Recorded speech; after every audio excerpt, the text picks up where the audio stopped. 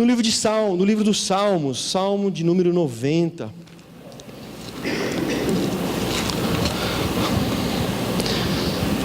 Salmo 90. Salmo 90 é um salmo precioso, porque é o único salmo da Bíblia atribuído a Moisés.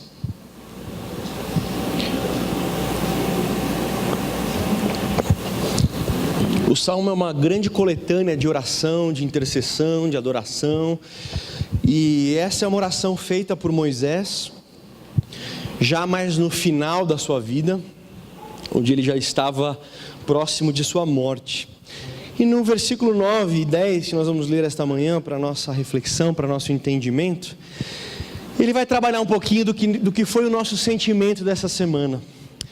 Versículo 9 diz assim: pois todos os nossos dias se passam na tua ira, acabam-se os nossos dias como um breve pensamento. Talvez na sua Bíblia a tradução diz como um conto ligeiro, né? Acabam-se os nossos dias como um conto ligeiro, como um breve pensamento. Aí ele diz: os dias de nossa vida sobem a 70 anos, ou havendo vigor, a 80. Neste caso, o melhor deles é canseira e enfado, porque tudo passa rapidamente e nós voamos. Eu acho que esse é um dos textos que trata dessa realidade da nossa vida. Machado de Assis, um famoso escritor, ele disse uma vez que quando as coisas estão bem e entram numa rotina normal, onde nós, semana após semana, entramos num fluxo de programação e de agenda e de normalidade, de rotina, nós somos tomados por um sentimento de segurança, de que as coisas vão caminhar sempre na mesma direção, já que elas estão há algum tempo na mesma direção. Mas ele diz que quando o inesperado surge, nós recuperamos a consciência da nossa fragilidade, e são nestes momentos em que nós percebemos que é uma oportunidade para nós pensarmos a nossa fragilidade e quem sabe pensarmos alguns recomeços. Então Machado de Assis, ele disse que quando tudo está na rotina, nós temos a sensação de que vai estar sempre na rotina, mas quando o inesperado surge, nós realmente mergulhamos na nossa fragilidade e temos a oportunidade de pensar novos recomeços, novas formas de viver, fora daquilo que seria apenas uma rotina ou uma continuidade normal. O C.S. Lewis, aquele ateu que se converteu de Oxford, na Inglaterra, ele escreveu um livro sobre sofrimento, e ele disse algo interessante. Ele fala: puxa, quando nós estamos nos momentos bons, nos momentos de alegria, nos momentos de tranquilidade, a voz de Deus é como se fosse apenas um sussurro no nosso coração, e nós no máximo percebemos Deus na nossa consciência. Mas no momento de sofrimento, de dor, parece que a voz de Deus brada mais alto. Aí ele diz: o sofrimento é o megafone de Deus para um mundo que está surdo. O C.S. Lewis vai dizer que nós muito facilmente caímos numa ilusão da realidade, e uma ilusão voltada para a existência imortal da nossa vida, como se nós sempre fôssemos existir, como se nós fôssemos sempre estar aqui, como se tudo que nós temos hoje nós sempre vamos ter, como se as pessoas que estão ao nosso redor sempre fossem estar. E o C.S. Lewis diz que o sofrimento às vezes faz a função de ser um megafone, de nos avisar que a gente na verdade controla muito pouca coisa na nossa vida, mas é só no momento de sofrimento maior que nós lembramos que na verdade nós temos pouco controle dos nossos dias, do nosso futuro e daquilo que passamos. E pensando nessa ideia de que a dor e o sofrimento é um megafone de Deus, eu queria pensar com você essa manhã sobre o que esse megafone falou aos nossos corações durante essa semana, diante de um sofrimento, diante de uma tragédia, diante de tantas coisas que aconteceram e que nós vimos e testemunhamos de perto, acompanhando na televisão.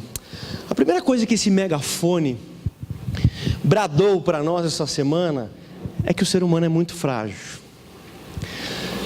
A gente sai de um ápice de jovens absolutamente saudáveis, de pessoas absolutamente capazes, muitos resolvidos financeiramente, resolvidos no nível familiar, resolvidos em tantas coisas em sua vida, em seus empregos, e quando parecia que se viveria o melhor momento da vida destes familiares, desses jogadores, descobriu-se que em um segundo eles estão vivendo o pior momento da vida deles. E isso mostra o tamanho da fragilidade dos nossos planos, dos nossos projetos e daquilo que nós somos na nossa vida. Essa semana a gente teve o testemunho, como se fosse daquela expressão, de ir ao céu ou ao inferno. Algumas vezes, algumas coisas que passamos, elas gradativamente vão se perdendo, vão se deteriorando, mas nessa semana nós testemunhamos algo que estava na maior ascendência, na maior expectativa, todos os torcedores de todos os times torcendo por esse time, e de repente tudo isso se acaba com um sopro, por causa de alguns litros de combustível. Isso mostra o quão o ser humano é frágil. E é interessante que o Salmo, ele é cheio do testemunho dessa fragilidade. Os salmistas, que são vários, Davi, Moisés, Salomão, Asaf, os filhos de Coré, todos eles traziam essa realidade da fragilidade para as suas orações. É difícil nós lermos salmos que não passem por essa visão do ser humano. Salmo 144, versículo 4, ele diz assim: o homem é como um sopro. Samuel, o que é um sopro? Eu poderia pedir para você dar um sopro no irmão que está do seu lado, mas como é de manhã, e normalmente a gente é tão frágil, que o nosso hálito não é dos melhores de manhã, a não ser que você tenha um Trident ou coisas parecidas. Um sopro é aquilo que é tão rápido, né? Ganha força num momento, mas logo perde a força. Se você soprar a sua mão, você vai sentir um impacto de um vento, mas ele vai acabar rapidinho. E o salmista no Salmo 144, versículo 4 diz: nós somos como um sopro, nós somos como uma sombra que aparece, mas logo desaparece. E isso faz parte da oração do salmista. Ele diz lá no Salmo 90, que nós abrimos no versículo 12, o salmista diz assim: ensina-me a contar os meus dias, para que eu alcance um coração sábio. O que o salmista está orando para Deus e pedindo a Deus: não deixe que eu me perca na ilusão da imortalidade, na ilusão de que as coisas vão sempre estar como estão, na ilusão de que as pessoas que estão comigo sempre estarão, e de que eu viverei para sempre aqui nessa terra, tendo e vivendo tudo aquilo que eu tenho hoje. Ele está dizendo: Senhor, muda meu coração e ensina-me a ver que meus dias estão contados, estão limitados, porque enquanto eu tenho essa visão da minha fragilidade, eu mantenho um coração sábio. A Bíblia, ela tem um contraponto ao sábio, que é o tolo. É aquilo que um pouco do que a gente chama do burro, né? Deixa de ser burro, né? Deixa de ser tolo. A gente não usa muito a palavra tolo. Mas o tolo na visão bíblica, na visão do salmista, é justamente a pessoa que tem esta ilusão. É justamente a pessoa que vive nesse país das maravilhas, neste conto de fadas, de que tudo sempre vai continuar igual. E é por isso que o salmista sempre colocava diante de Deus como oração o fato de que ele não se esquecesse, principalmente porque o salmista, em muitos casos, eram reis, eram homens ricos, eram homens poderosos, e quanto mais disso você tem, mais a ilusão aumenta. Quanto mais, às vezes, alheio a alguns tipos de necessidade, mais a gente corre o risco de perder a visibilidade e a sobriedade da realidade. E olha o que o salmista, no Salmo 39, versículos 4 e 5, olha o que ele vai orar. Eu vou ler aqui para não perder nenhuma parte desse Salmo. 39, versículos 4 e 5. Olha o que o salmista diz: mostra-me, Senhor, o fim da minha vida e o número dos meus dias, para que eu saiba quão frágil sou. Deste aos meus dias o comprimento de um palmo. A duração da minha vida é nada diante de ti. De fato, o homem passa de um sopro. Um palmo é a sua vida. E o mais difícil é que a gente nunca sabe em que dedo que a gente está, né? A gente é só um palmo e não sabe se está no dedo 1, no dedo 2, no dedo 3, no dedo 4, no dedo 5. Algumas pessoas pensam que vão jogar os 90 minutos do jogo da vida, mas no intervalo Deus resolve fazer uma alteração. E aí não vai ter o segundo tempo. Então é interessante como o que aconteceu essa semana, nós percebemos que é um reflexo do sentimento dos salmistas. Eles continuamente colocavam diante de Deus um pedido para que Deus não os deixasse esquecer quão frágil eles eram, quão passageira é a vida, como nós controlamos muito pouco. O Shakespeare tem um livro muito interessante que chama Hamlet. É um livro bastante, não tão simples de se ler, mas ele coloca uma frase nesse livro que ele diz assim: fragilidade, teu nome é mulher. Calma, irmãs, eu vou terminar isso aqui, né?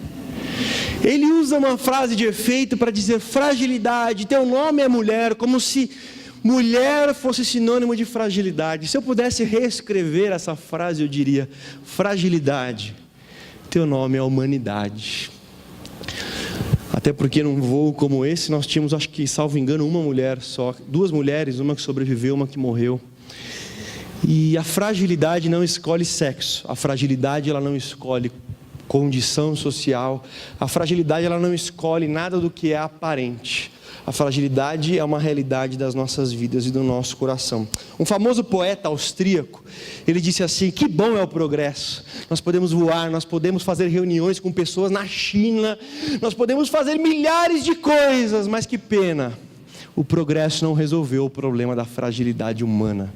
E nós continuamos tão frágeis, ou mais frágeis muitas vezes, do que pessoas que já moraram inclusive nas cavernas às vezes. O progresso em nada tem ajudado a nossa fragilidade. E quando um avião cai, todos morrem hoje como morreriam há muito tempo atrás. E então esse poeta austríaco famoso, ele falou: puxa vida, a gente está diante de um progresso tão avançado, tão grande, mesmo médico, que você de fato encontra cura para várias doenças, há vários tratamentos, há muitas coisas, mas quando o ponteiro bate no final, o ponteiro bate no final. Tem um ator famoso americano que ele diz assim: a vida é tão passageira, tão frágil, que cada respiração pode ser a última. E essa semana, esse megafone do sofrimento, que C.S. Lewis comentou, deixou claro isso para nós, que nós somos frágeis, que nós temos que colocar o nosso pé no chão, e que o nosso respiro pode sempre ser o último. Nós não temos garantia nenhuma de que um avião não possa se perder a rota e cair aqui no meio de um culto. Samuel está amarrado, o sangue de Jesus tem poder e tudo mais, pois é, mas pode acontecer. E nesse aspecto, existe algo que é essencial à visão cristã do mundo. A forma como os cristãos enxergam a realidade sempre foi uma mentalidade peregrina. O que é uma mentalidade peregrina? É a ideia de que cristãos são viajantes, peregrinos de Deus, viajando para casa. A fé cristã, ela busca nunca perder de vista que nós não habitamos esse lugar, mas que nós estamos de passagem, que nós somos peregrinos. Em 1 Pedro capítulo 2, versículo 11, Pedro vai dizer assim, escrevendo para a igreja: falo-vos como a peregrinos e forasteiros. Ou seja, pessoas que estão de passagem, mas que não pertencem a este lugar, estão neste lugar, mas estão viajando para outro lugar. O destino final é outro, a referência final da viagem não é aqui mesmo, é um outro lugar. E Hebreus é interessante, capítulo 11, versículo 13, descreve os heróis da fé, fala de Abraão, de Isaac, de Jacó, de Moisés, toda a lista de heróis, e uma das características dos heróis é: confessaram que eram estrangeiros e peregrinos na terra. A característica de um herói na fé passa pela mentalidade peregrina, a consciência de que você está numa grande viagem, que um dia vai chegar no seu destino final, mas que esse destino final não é aqui. O livro cristão mais vendido depois da Bíblia chama-se O Peregrino. Foi escrito por uma pessoa que ele era quase iletrado, John Bunyan, que passou 12 anos preso, e na prisão ele escreveu esse livro, Peregrino, que você precisa ler, se você é um cristão. A jornada cristã de todas as realidades da vida cristã, desenhadas e contadas a partir da perspectiva de um viajante. Então é absolutamente impressionante o livro, mas marca essa visão cristã de que somos peregrinos, e se nós perdermos essa visão, se nós nos afastarmos disso, nós nos afastamos daquilo que é essencial ao cristianismo, a mentalidade de que somos peregrinos. Jonathan Edwards, ele orava assim a Deus: Deus, faz com que a eternidade fique gravada e marcada nos meus olhos. Ele está dizendo assim: Senhor, faz com que cada dia eu veja todas as coisas pela lente da eternidade, pela lente de que isso aqui não é tudo, pela lente que isso daqui só é importante porque isso tem um reflexo eterno.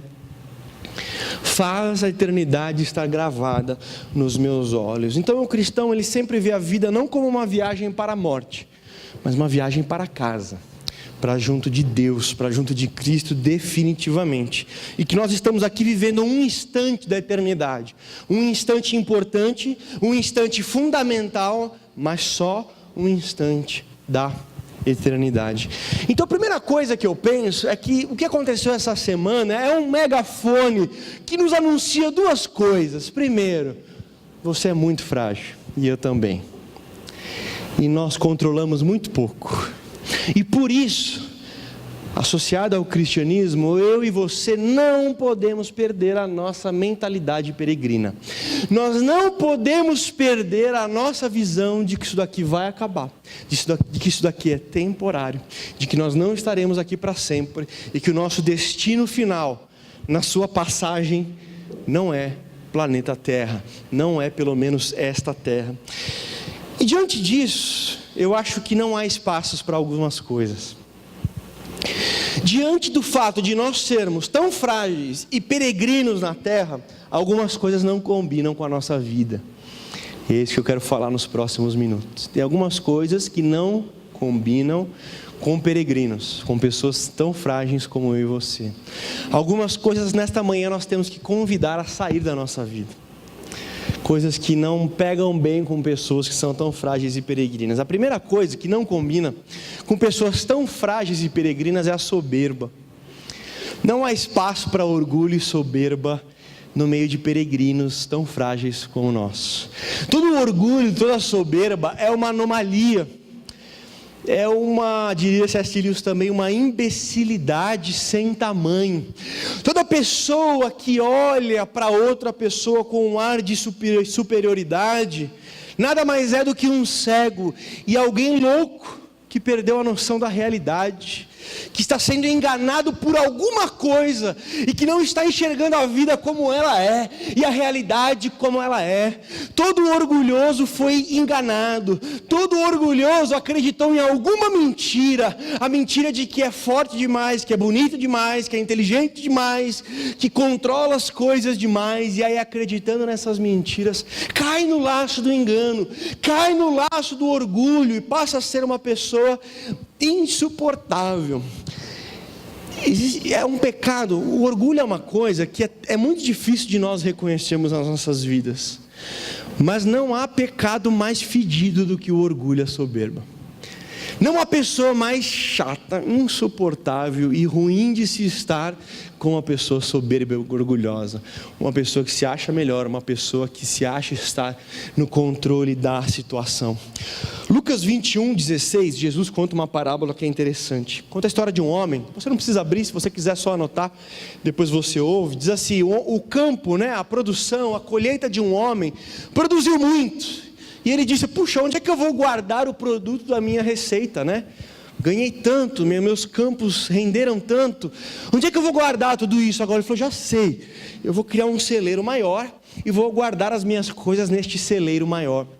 E aí ele montou o celeiro, guardou tudo, e ele disse: direi para a minha alma, fica tranquilo, come, bebe, fique em paz, porque você tem guardado muitos bens para muitos anos. Aí o texto diz: louco, esta noite pedirão a sua alma, e o que tens preparado, para quem será? Aí o texto diz: assim é o homem que é rico para com os homens, mas não é rico para com Deus. Mas é muito interessante como no momento do seu orgulho, no momento de sua soberba, no momento onde ele disse: estou no controle do meu futuro, estou no controle da minha vida, eu tenho algo que vai me render para muitos anos, a minha vida está garantida, é a hora que Deus diz para ele: louco. Porque quando nós somos tomados pela soberba, quando nós somos tomados pelo orgulho, não há palavra que se encaixe melhor na nossa realidade do que louco. Tiago capítulo 4, versículo 13, até o versículo 15, Tiago vai falar algo interessante. Ele diz assim: como é que você chega e diz: não, eu vou passar um ano no exterior, vou fazer um monte de negócio bom, depois eu volto e tudo mais. Tiago falou: vem cá, você não sabe nem se você vai estar vivo amanhã. Que prepotência é essa de falar do futuro? Que prepotência é essa de encher os seus lábios dizendo: farei aquilo, controlarei aquilo e tudo mais? Tiago diz assim: não perca de vista o fato que você só vai fazer se Deus quiser. É daí que nasceu aquela ideia de se Deus quiser eu vou, se Deus quiser eu vou. É muito mais do que uma palavra-chave, né? Não adianta você falar se Deus quiser. E a ideia é que você tenha sempre nos seus planos, nos seus projetos de futuro, a consciência de que sua vida está na mão de Deus. E se hoje Ele puxar uma linha da sua respiração, é hoje que você vai. Então a ideia de Tiago é: não seja tão orgulhoso, não seja tão soberbo ao ponto de achar de que está no controle, de que você está no total volante da sua vida. Deixe sempre um espaço para se lembrar que é Deus quem controla o quanto você vai viver e até que dia que você vai viver. Jeremias capítulo 9, versículo 23 diz assim: não se glorie o forte na sua força, nem o rico na sua riqueza, nem o sábio na sua sabedoria, mas aquele que se gloriar, quer se gloriar? Glorie-se numa coisa: em me conhecer. A maior glória da sua vida é o relacionamento que você tem com Deus. Por quê? Porque é isso que vai durar. O resto vai ficar. Não é que não seja importante, mas você não vai levar com você. Então você quer se gloriar de alguma coisa? Glorie-se por aquilo que é eterno. E o que é eterno na sua vida? O seu relacionamento com Deus, a sua vida com Deus. Então, nós nos gloriarmos na nossa inteligência, na nossa beleza, na nossa riqueza, é uma verdadeira loucura. Então não há espaço para soberba e orgulho quando nós estamos diante da fragilidade humana e da mentalidade peregrina. É por isso que Eclesiastes, capítulo 7, versículo 2, eu sempre brinco que Eclesiastes é o livro da depressão. Samuel, acordei bem. Samuel, acordei feliz. Samuel, acordei sem nenhum problema hoje. Samuel, acordei sim, tão feliz que eu estou com tédio, eu queria ficar triste. Queria ficar mal hoje. O que você sugere para mim? Queria ficar assim pensativo e tal. Leia ou Eclesiastes ou Juízes. São dois livros muito bons da Bíblia, mas que ao terminar você vai ser atingido fortemente por eles. E aí você liga para minha casa, ou melhor, ligue para o Álvaro, fala: Álvaro, eu li, estou depressivo agora. O Álvaro vai resolver aí com aconselhamento o seu problema. Mas Eclesiastes diz assim no capítulo 7, no versículo 2: é melhor ir a um velório do que ir a uma festa. Porque na festa você cai na ilusão, no velório você tem o choque com a realidade. Aí diz: e os vivos que considerem. Lá no velório você olha e fala: hoje eu estou aqui, amanhã eu estou lá. E aí você fala: puxa vida, o que eu posso melhorar na minha vida, né? Então no velório há mais sabedoria do que numa festa. E aí Salomão fala: então, vai visitar. Não estou dizendo para você agora sair daqui hoje do culto: puxa, eu vou ficar lá fazendo um plantão no cemitério, mas valorize e aproveite esses momentos, que são momentos importantes para o nosso crescimento. Não dá para você chegar diante de uma pessoa que morreu, principalmente se você a conhecia, e encher o seu coração de soberba e orgulho, falar: puxa, como eu sou bom, a não ser que você esteja precisando de uma internação urgente, séria, e uma medicação bastante forte.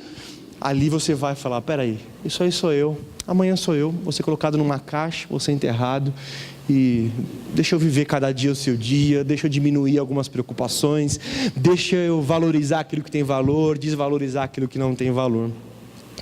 Então a primeira coisa que eu pensei ontem à noite e madrugada de hoje, já mudando essa palavra em última hora, foi isso.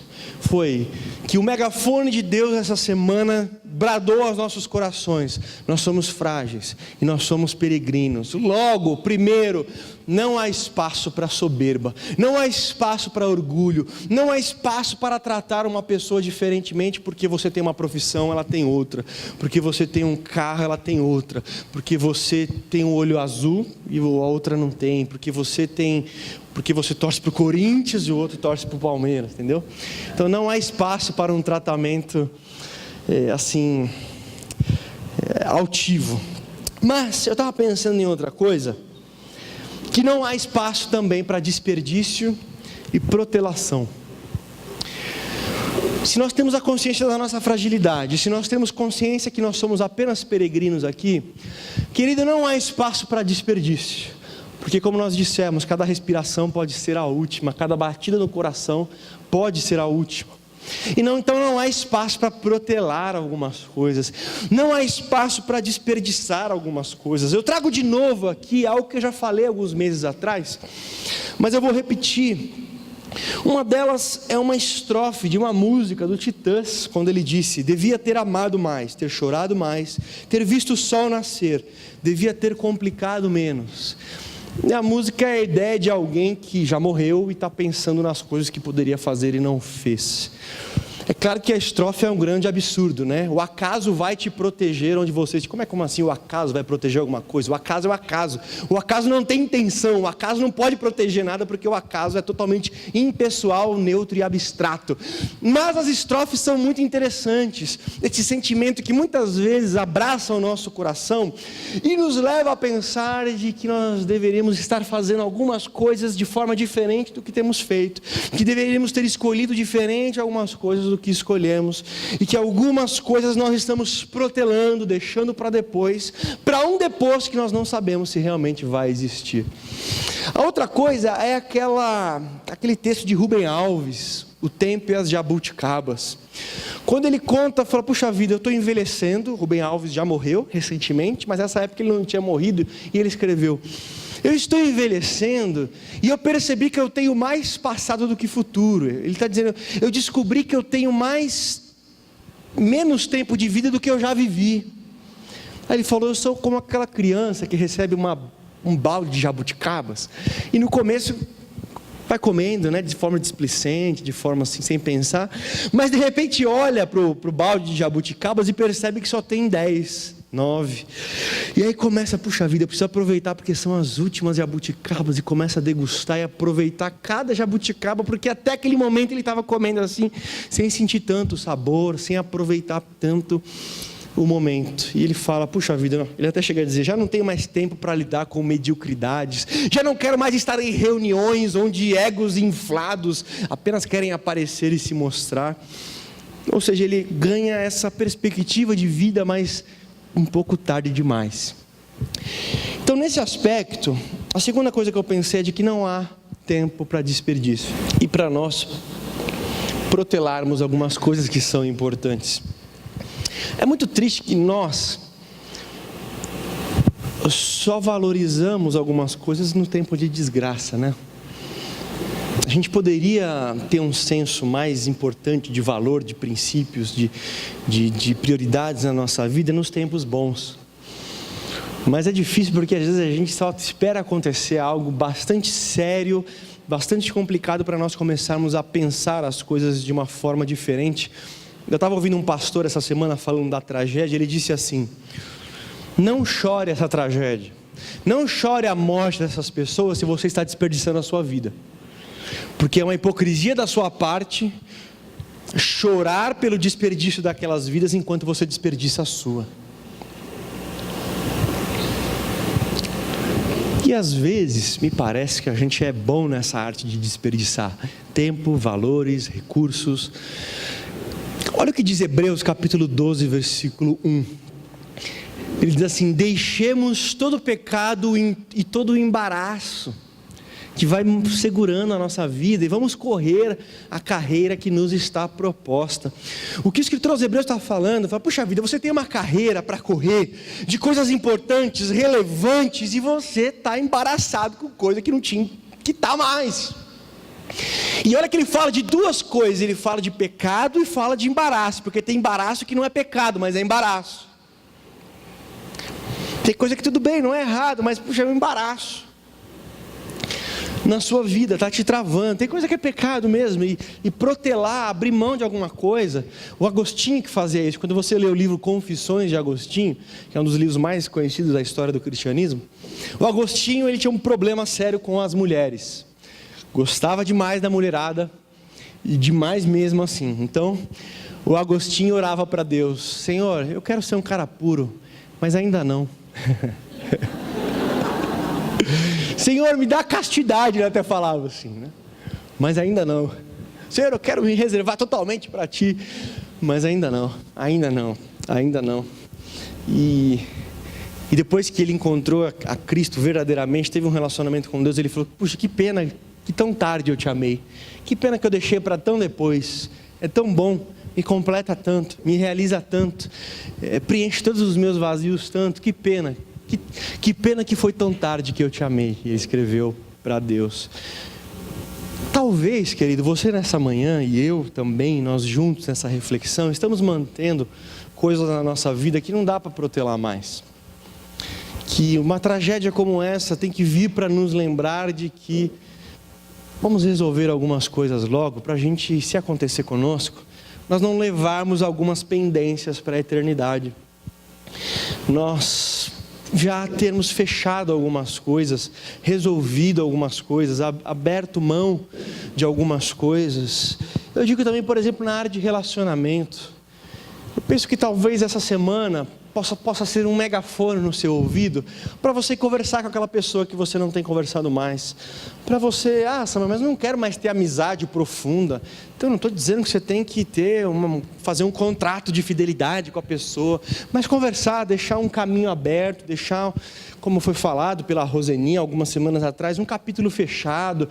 Não protelar algumas coisas, não há tempo para isso. Nós não sabemos se a pessoa ou se nós estaremos. Então de repente você está aqui hoje, tem um irmão que você não se fala, tem uma mãe com quem você não conversa, tem um filho com o qual você tem um abismo aberto. A minha oração é que esse megafone de Deus brade no seu coração hoje, e você abra a mão. Se você quiser sentar com a pessoa para discutir quem tem razão, quem não tem razão, o buraco só vai aumentar. Alguém vai ter que ceder, alguém vai ter que abrir mão, alguém vai ter que ser o primeiro passo, e que seja você. Mas por que tem que ser eu? Porque Deus está falando com você. Então não devia ter vindo hoje, não devia, mas você veio, e já que você está aqui, não tem mais jeito, não tem mais volta. Então Deus está falando que você deu o primeiro passo. Feche essas pendências, resolva essas pendências, procure. Samuel, mas eu conheço essa pessoa, a hora que eu falar com ela, ela vai tripudiar, ela vai me pisar e vai dizer: eu sabia que um dia você reconheceria toda a sua malignidade, a sua maldade. Aproveita, irmão, o galardão vai crescendo essa hora. Mas eu vou responder, vou dar uma voadora giratória. Não vai. Você vai receber aquilo e vai falar: amém, Senhor, nessa hora eu estou parecido contigo, que levava as gusparadas, que ofendido não reagia e tudo mais. Então que seja uma semana onde você aproveite isso. Talvez seu casamento possa melhorar essa semana. Eu tenho visto, queridos, que a maioria das brigas do casamento muitas vezes são besteiras. Só que toda besteira repetida, ela vai gerando um desgaste que para o casamento é fatal. Por quê? Porque você acorda com essa pessoa, você dorme com essa pessoa, talvez você almoce com essa pessoa. Nós temos muitas pessoas aqui, inclusive eu, trabalho com a esposa no escritório. E se a gente não aprender a deixar muita coisa para lá, se a gente não aprender a ceder, se a gente ficar querendo achar pelo em ovo, querer ficar brigando por qualquer coisinha, a sua vida vai ser insuportável. Primeiro porque você vai ser insuportável. Porque se você é um chato que fica marcando cada passo que dás no caminho onde vais, o marido te vê, é muito ruim, é muito desgastante, é muito pesado. Aí é muito chato, deve ser muito chato ser o seu filho, ser a sua filha. Porque se o casal é assim, amargo, toda hora com indireta, toda hora com aquela setinha que Eu não quis dizer nada, foi só um comentário. Não, foi maldoso, foi ali para desgastar. Puxa, os seus filhos estão sofrendo, seus filhos não precisam disso. É só você, de repente, com essa semana, onde Deus está falando sobre a sua fragilidade, onde Deus está falando sobre você é um peregrino, comece a deixar algumas coisas para lá. Ah, mas a toalha ficou ali. Ah, mas o meu copo, mas... Irmão, irmã, sai dessa vida, sai dessa bobagem. Para de ficar tão apegado aos detalhezinhos, de forma que é um inferno viver ao seu lado. Tem algumas pessoas que a pior coisa que elas podem fazer por alguém é casar com a outra pessoa. Quer se vingar de alguém, casa com ela, porque não tem uma pena pior para outra pessoa do que casar com alguém chato igual você, que tudo está falando, que tudo está marcando, que tudo está... não consegue deixar nada para lá. Então talvez o seu casamento já entrou por esse caminho faz um tempo. E uma das coisas mais difíceis é voltar. Porque a gente vai se acostumando, a gente rompe alguns limites, seja na educação, seja no tratamento, seja na forma de falar, que sempre que a gente rompe o limite, a nossa tendência é sempre ir em frente. Que essa seja uma manhã onde Deus faça um milagre na sua vida e você dê uns passos para trás e volte a ser mais educado, volte a ser mais elegante, volte a ser mais elogiador do que reclamador, né?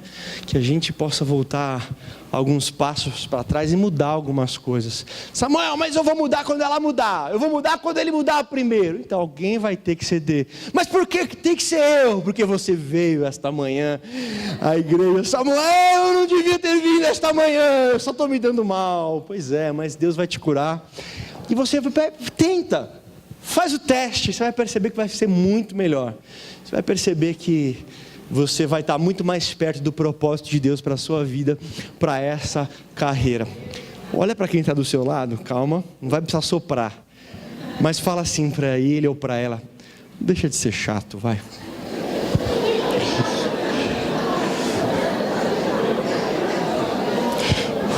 Estou sentindo mover no nosso meio, hein?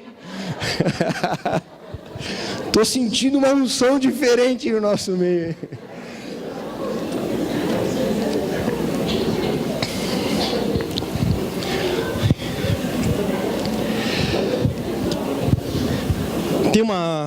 Tem uma escritora que ela disse assim: tarde demais é longe a beça, não é de lá que devemos deixar florescer nossas descobertas. Não deixe que as suas descobertas sejam feitas no momento tarde demais, porque já não resolve mais.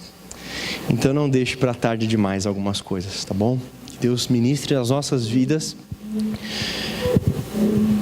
Vamos resolver, vamos tirar algumas pendências. Não vamos desperdiçar o nosso tempo, não vamos desperdiçar os nossos relacionamentos, não vamos desperdiçar. Samuel, eu estou aqui na igreja e estou a fim de brigar com alguém. Estou a fim de brigar com alguém. Não gosto daquela pessoa, daquela vou brigar, vou arrumar uma confusão.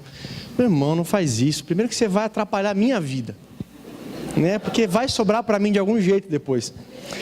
E aí vou ter que levar para uma salinha que a gente tem lá em cima, que é uma sala que a gente chama Salinha da Inquisição, onde existem alguns apetrechos de tortura para essas situações.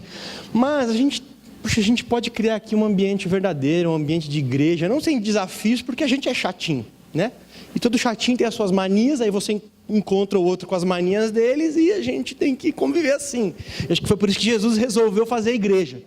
Falou: Jesus, mas é muito desafiador andar junto com outras pessoas assim. A família de sangue eu dou um jeito, porque eu nasci na família, mas tem que formar uma família na fé. E Jesus fala: pois é. E Tito vai dizer que ele salvou para si um povo. Então nós temos uma oportunidade de crescermos juntos, de aprendermos juntos. Você é bom em tantas coisas que eu sou bom em algumas coisas que você não é. E nós juntos podemos criar uma família na fé que seja edificadora, que seja prazeroso para você vir, que você queira encontrar as pessoas.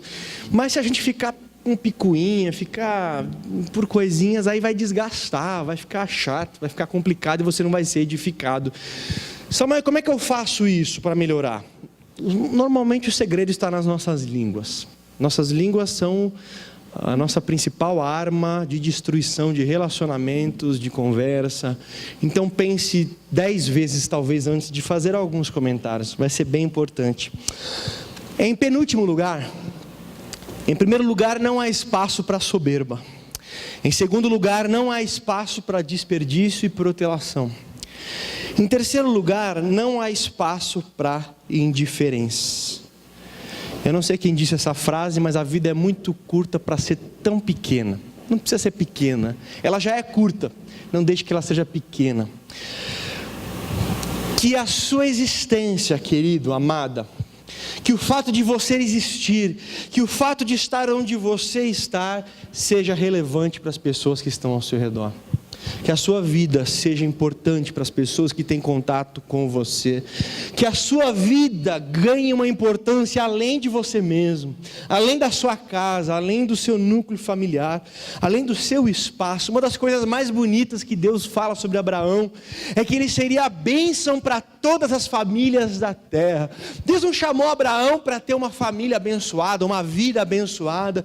Deus chamou Abraão para que por meio dele milhares de famílias fossem alcançadas. E Deus dá um mandamento para Abraão que é maravilhoso: Abraão, sê tu uma bênção.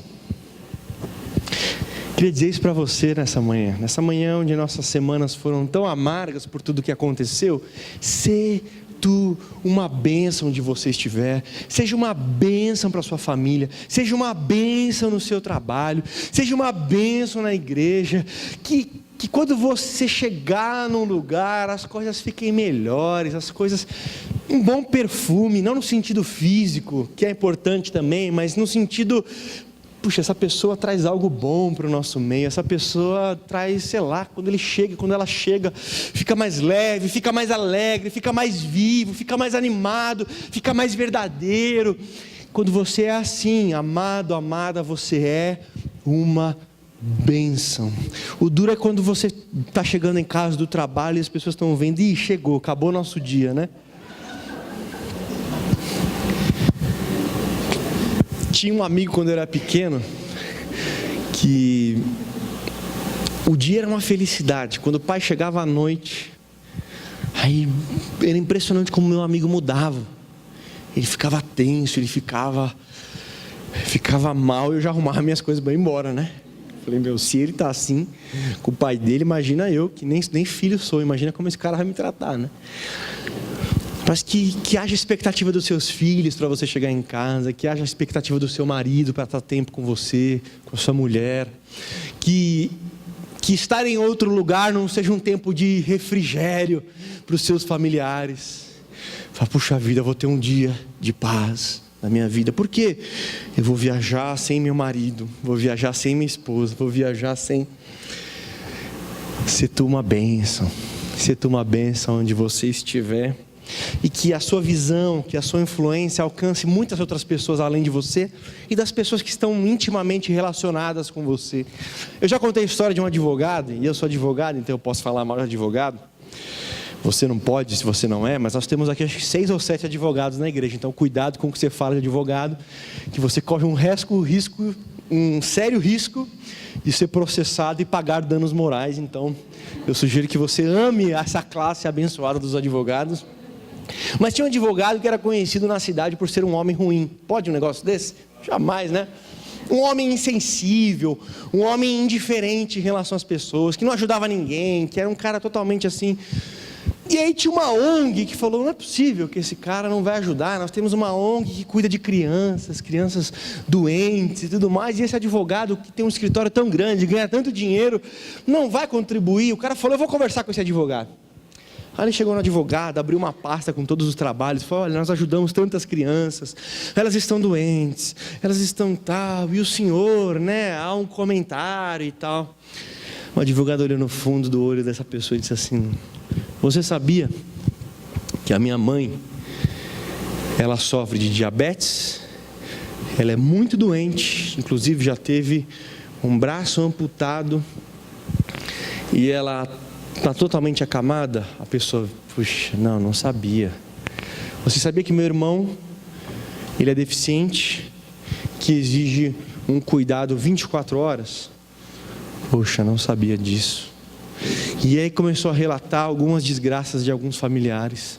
E a pessoa ficou constrangida, né? Falou, puxa vida, vim aqui cantar de galo e agora o cara... Ele foi falando, você sabia? Aí no final ele disse assim, pois bem, se eu não ajudo nem a minha mãe, nem o meu irmão, nem a minha família, você acha que eu vou ajudar a sua ONG, que eu não conheço ninguém? Esquece essa piada, não leve ela por aí. Mas às vezes a gente é muito egoísta. Às vezes a gente olha, estando bom para nós, está bom para todo mundo. A Madre Teresa, ela abdicou da sua vida para cuidar de leprosos. E um dia um senhor milionário disse para ela assim, poxa, nem por $1 milhão eu cuidaria de um leproso. Ela falou assim, você não cuidaria de um leproso por $1 milhão? Ela falou, eu também não, mas por amor eu cuido. Aí é aquela voadora giratória, né, que o cara não sabe onde se esconder mais. Já faz o cheque de $1 milhão e dá para ela, né? Porque é complicado às vezes. E ela disse algo que eu achei bastante interessante. O que você vai levar anos para construir, alguém pode destruir de uma hora para outra. Construa assim mesmo. No final você vai descobrir que sempre foi entre você e Deus, e nunca entre você e as pessoas. Que você se veja como um mensageiro de Deus, como um enviado de Deus, que nasceu não coincidentemente na família onde você nasceu, que está trabalhando coincidentemente no lugar onde não é uma coincidência, que você está nos lugares onde você está, porque Deus sabia que você estaria, que você seja uma bênção nessas realidades. Curiosidade, você sabe o que significa a palavra idiota? Samuel, eu conheço vários. Não, calma.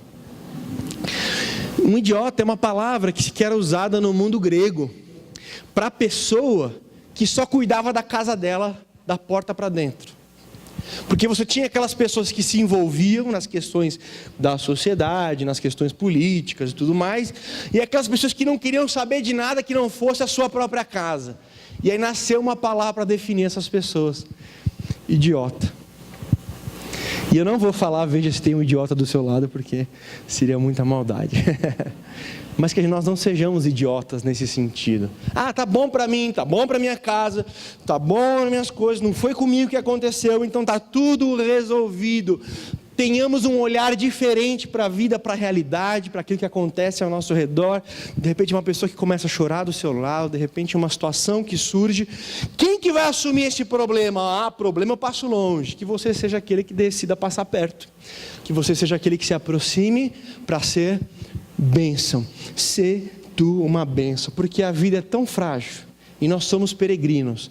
Não há espaço para indiferença. Em último lugar, já que não há espaço para soberba, já que não há espaço para desperdício e protelação, já que não há espaço para indiferença, eu queria dizer pelo menos uma coisa para a qual há espaço. Há espaço para a esperança. Nós somos frágeis e nós estamos aqui de passagem. Então uma coisa que nós como cristãos não podemos perder de vista é a nossa esperança. A esperança de que as coisas não terminam aqui. As coisas não acabam aqui. E Deus vai te levar um dia para outro lugar, que vai ser melhor que esse. Por enquanto nós passamos por situações como essa semana, e talvez você tenha a sua tragédia particular, mais individual, que te atingiu diretamente. Essas tragédias não são o fim da história. A história não termina em tragédia. Como um homem que uma vez resumiu a história da humanidade por 40 anos, e no final ele resumiu a história da humanidade em 3 palavras: nascemos, sofremos e morremos. Essa é uma visão muito fatalista e muito negativa. Nós nascemos, sofremos também, embora a vida não seja só de sofrimento. Nós morremos, mas nós voltamos para casa, verdadeiramente. Isso é o que nos mantém. Que jamais você perca a esperança de que o melhor momento da sua vida, mesmo que a sua vida seja muito boa, não é aqui. Você não vive para o aqui e agora. Jesus disse: ajuntai tesouro no céu. Que o céu seja a sua maior referência. Ah, Samuel, mas aí eu vou virar um escapista, eu vou viver numa sala de espera para o céu e não vou ser uma pessoa relevante. Não. Pelo contrário, porque você sabe que tudo que você faz aqui é relevante eternamente, vai ter um reflexo eterno. É por isso que você deve se envolver o máximo possível em diminuir o sofrimento das pessoas, em ajudar as pessoas a ser um cristão melhor, a ser um marido melhor, uma esposa melhor, um empregado melhor, porque você tem essa referência eterna que você vai se envolver mais. Porque se você achar e se você crer que no final tudo acaba em nada e que você é só uma máquina para propagação de DNA que acidentalmente um dia se juntou e um dia vai virar um pó que não é nada, aí sim não faz diferença se você vai viver como Hitler ou se você vai viver como Madre Teresa, porque os dois estão mortos do mesmo jeito. Mas como nós cremos que existe um depois daqui, como nós sabemos que todos um dia vamos estar diante de Deus para prestarmos contas da nossa vida, nas nossas decisões, daquilo que a gente faz ou daquilo que a gente deixa de fazer, daquilo que a gente fala ou a gente deixa de falar, daquilo que a gente pensa ou a gente deixa de pensar, tudo, cada dia, cada ação, ela é importante, ela é relevante, porque tem peso eterno. Tem um escritor que ele disse assim: a morte está à nossa volta, pois mal as lágrimas secam numa família e elas já começam a fluir em outra. Atrás de cada notícia de morte vem um dilúvio de lágrimas, a cada pedra de túmulo um monumento à tristeza. Aí ele diz: a morte reinará suprema, até que seja derrotada como o último inimigo. E é o que Paulo vai dizer: a morte ela machuca porque ela é um inimigo, mas ela é um inimigo vencido, porque ele ressuscitou, porque ele está vivo, porque a sepultura não é a última parada. Nossa última parada é com o nosso Deus, para uma verdadeira vida. E eu queria ler para você um texto que tem que fazer parte do seu rol de versículos decorados, que é Apocalipse capítulo 21, versículos 1 e 4. E vi um novo céu e uma nova terra, porque já o primeiro céu e a primeira terra passaram.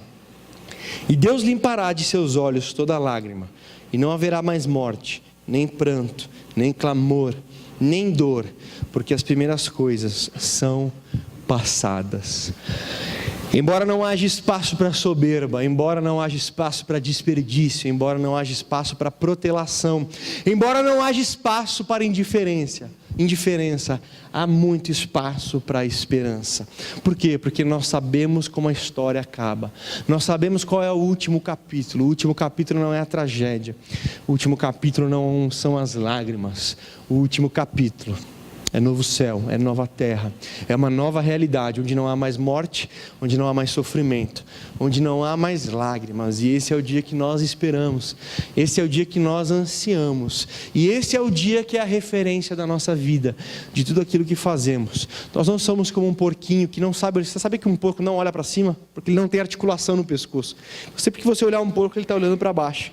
Você não é um porquinho, você é alguém que sabe onde é a sua casa, você sabe de onde você é cidadão e que você é um peregrino. Eu queria terminar com uma história de uma senhora de 80 anos, que um rapaz com uma sabedoria de jovem, que às vezes não é tão sábia assim, chegou numa mulher cega de 80 anos, cristã, falou assim: puxa vida, você é cega desde que você nasceu? Ela falou: desde que eu nasci.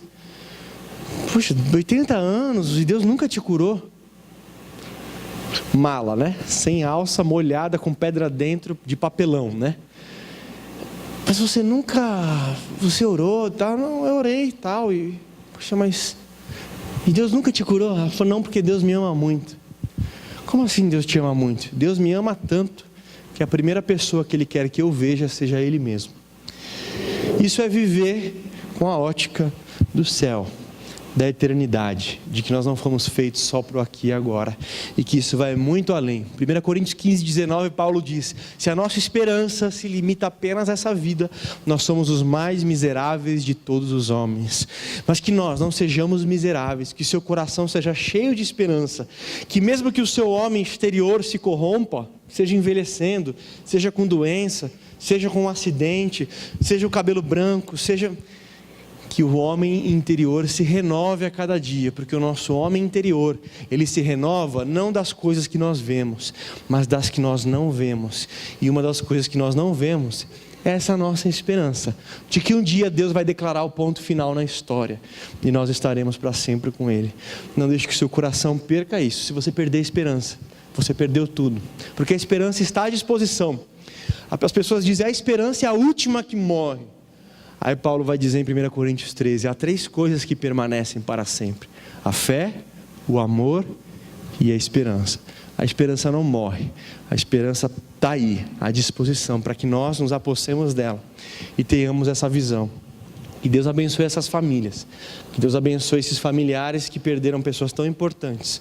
Por trás de um jogador de futebol, a gente conhece um pouco do Brasil, existem às vezes 50 pessoas de uma família que são sustentadas, que são ajudadas, porque a maioria desses jogadores vem de periferias, vem de contextos difíceis. Que eles sejam guardados, abençoados, que eles sejam confortados em tudo isso. Que Deus continue mobilizando tantas pessoas como tem mobilizado para cuidar desses corações. E para nós, que esse megafone nos lembre nessa semana que você é frágil, que você e eu somos peregrinos. Não há tempo para soberba, não há tempo para desperdício, não há tempo para protelação, não há tempo para indiferença, mas há tempo, há espaço para a esperança. E é isso que nós vamos fazer, nós vamos cear. E quando nós estamos ceando, nós estamos lembrando da morte de Jesus, do seu sacrifício. Mas Jesus disse: fazei isso até que eu venha. Ou seja, também há um tempo de esperança. Hoje nós aqui estamos celebrando juntos, mas um dia vai ser numa grande mesa, com uma grande família, na presença do Mestre. Então que a ceia de hoje você celebre com essa esperança, a fé naquilo que Ele fez, mas a esperança daquilo que Ele vai fazer.